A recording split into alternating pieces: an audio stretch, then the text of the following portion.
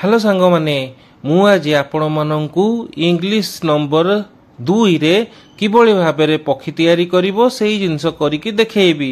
मु मोर पूर्व वीडियो रे आपण माननकु देखैतिली जे इंग्लिश रो कैपिटल वाई रे किबोली भाबरे आपण पक्षी तयारी करि परिबे। सेटा बहुत सहज थिला आउ एटा भी सेही भली बहुत सहज अटे। प्रथमे आपण इंग्लिश रो नंबर 2 लिखि देबे। 2 लिखि सारला परे किबोली भाबरे मु पक्षी रो डेणा करि देली आपण माने देखि नियंतु। ता सहित पक्षी बसतिबा डाळ मध्ये करि देली। आउ देखंतु किबोली भाबरे मु पक्षी रो बॉडी मध्ये तयारी कर देली। ता सहित पक्षी रो थंट पक्षी रो आखि मध्ये तयारी कर देली। आउ वर्तमान पक्षीर लांज मते तयारी करूची। आपण माने भलो भाबरे देखि नियंतु। जो माने भाबुछंती ड्राइंग करिबा बहुत कष्ट सेही माननक पई मु कहि देबाकू चाहे ड्राइंग करिबा एते भी कष्ट नुहे। आपण माने जदि किछिटा ट्रिक सिखि देई परिबे ताले आपण माने मध्य भलो ड्राइंग करि परिबे।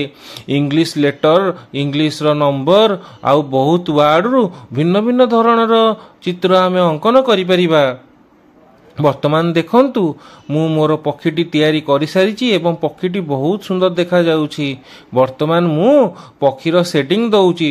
पेंसिल शेडिंग दबा द्वारा कोन होए ना हमर चित्रटी बहुत सुंदर देखा जाए एवं बहुत सुंदर देखा गले समस्तिंकु आकृष्ट करे।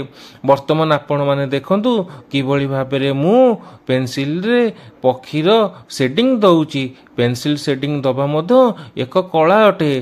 समस्तଙ୍କ द्वारा से जिनस हेई पारे नाही किंतु जदि आमे निरंतर प्रैक्टिस करिबा बारंबार चेष्टा करिबा ताले आमे मध्य भलो पेंसिल शेडिंग देई भलो पेंटर हेई परिबा। Pencil shading pencil sketching pencil drawing होउजी गोटे टाइप रो ड्राइंग जोटा कि बहुत लोकन को बहुत आकृष्ट करे।